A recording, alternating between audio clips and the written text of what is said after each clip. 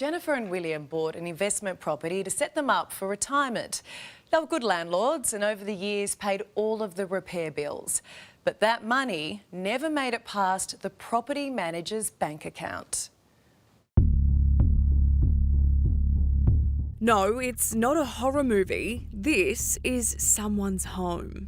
Done as an investment property for our retirement, and it's pretty much all gone to hell. It's disgusting. And that doesn't happen overnight. How can you let it get this bad? The fire alarms don't work. There's holes in the walls, the carpets are filthy, the bathtub is leaking. Tonight, the property manager who pocketed the landlord's money for repairs instead of fixing them. Why haven't you fixed these damages? Insurance has paid you to fix them, Michelle, and you haven't fixed them. How low? You can't get much lower than this. Hey, Tom. Hey, Mum. How you going? Good. How you feeling? Oh, not too bad. The Crichtons' tenancy trouble didn't come to light until their family received heartbreaking news. So I was diagnosed with cancer, and it's terminal. We put the running of the property into my daughter Kim's name and my son Brady's name, so that we could finalise it, put it up for sale, and have it gone before anything happened to me.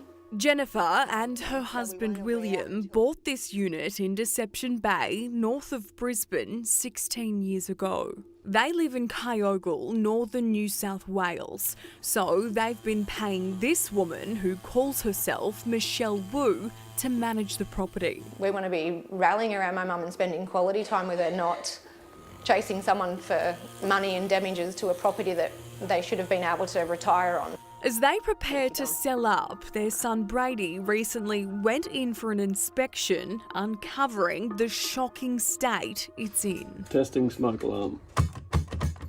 Yeah, it's very disappointing to see it in that state, especially after, you put someone in charge of it. The tenants allowed us inside to see it for ourselves. We've agreed not to identify them. What you're looking at is how we moved in. Michelle Wu actually said that if you want the place, you accept it as is. For the first 2 years we were in here, we had no inspections at all. They pay $440 a week for this. And the smoke alarms, do they work? No. That's obviously a massive safety concern. You've got your daughter living here, you've got your grandson living here. Yeah. There's holes in the walls, stains on the carpet, even mould growing on the ceiling from the leaking bathroom upstairs. So you had a structural engineer come in. Yep. And they said, absolutely do not use the bathroom, don't use the shower. Yep. And then what did Michelle say? Michelle said when she came through for one of her inspections, I'm allowed to shower for 5 minutes at a time. It's fine, don't worry about it.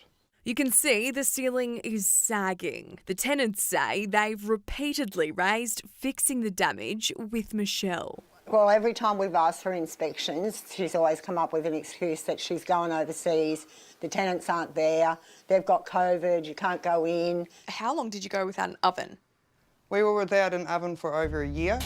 In 2020, Michelle requested money to fix most of these damages, and Jennifer and William's landlord's insurance paid $9,600 to the company she operates under, Australian Minerals and Metals. So no works have been done and the money has gone to her. And she needs to fix the problem as soon as possible. And did she deny having the money? She denied 100% that she didn't have any money. She wouldn't give me any documents that I requested, so I just went above and contacted the insurance company to get those documents to find out what was supposed to have been fixed when she put the claim in. Michelle then fired off this email advising Brady of her termination notice as the property manager. And I sought legal action and I uncovered the truth that she had the money in her bank account. And as soon as my lawyers contacted her, the whole thing just done a backflip. Michelle then claiming COVID prevented contractors from getting the work done. And she's just paid us back $9,600 of insurance money that she kept. It's the principle now. It's not even about the money. I think she needs to be stripped of her licence. Brady has tried to confront Michelle at her home office. But she doesn't answer the door. She hides, goes into hiding whenever she sees me coming. So we found her to ask questions for them. I just want to ask you about the state of Jennifer and William's rental. It's disgusting. Sorry, I don't know who you are. I'm Zarisha Bradley from A Current Affair. We're asking you about Jennifer and William's rental property. It's disgusting. Know who you are. But Michelle refused to give us any answers. Did you pocket the money to fix them and think you could get away with it? Think no one would notice? Michelle, you've had the money since 2020. The day after we confront Michelle, she finally sends a repairman in to fix the fire alarms. Why weren't we given notice that they're going to come in today, Michelle? She has not done her job other than collecting their rent.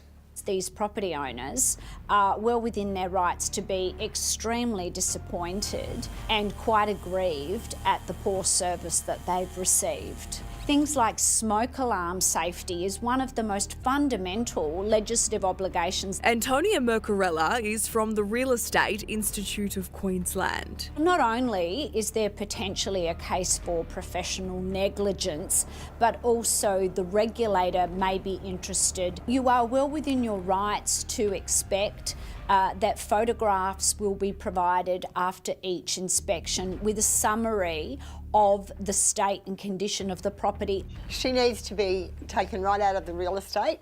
Michelle, do you have nothing to say to Jennifer and William?